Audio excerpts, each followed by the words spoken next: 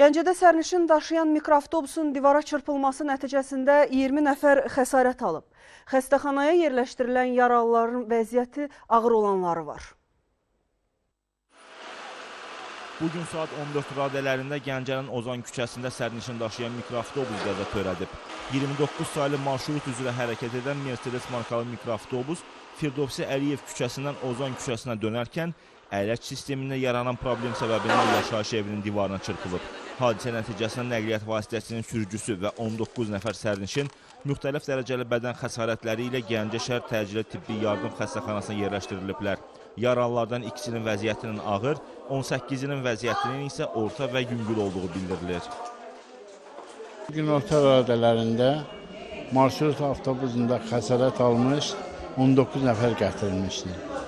Onların hamısına ilkin tibbi yardım göstərilmiş, müayinələr edilmiş. İkinin vəziyyəti ağır olduğu üçün şöbədə saxlanılmış.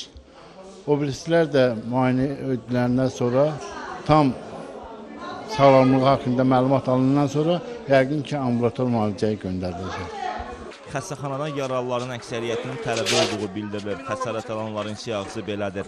Azər Məmmədov, sürücü, Şəhriyar Cəlilov, Hekayət Əhmədzadə, Arifə Cabbarova, Xəyalə Abdulxaliqova, Ülkər Əfəndiyeva, Afaq Məmmədova, Məryəm Əliyeva, Zəhrə Məmmədova, Nərmin Əmirova, Sevda İsmailova, Zöhrab Namazov, Elmir Cəlilli, Elmira Məmmədova, Milana Məmmədova, Amid Babaxanov, Toğrul Əliyev, İlham Bağırov, Pərvanə Fətəliyeva, Tofiq Eminov.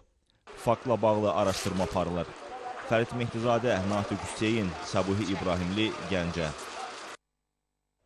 Gəncə şəhər bir sayılı uşaq poliklinikasından Kəpəz televiziyasına verilən məlumata görə qolun sınığı diaqnozu ilə poliklinikaya gətirilən bir azyaşlıya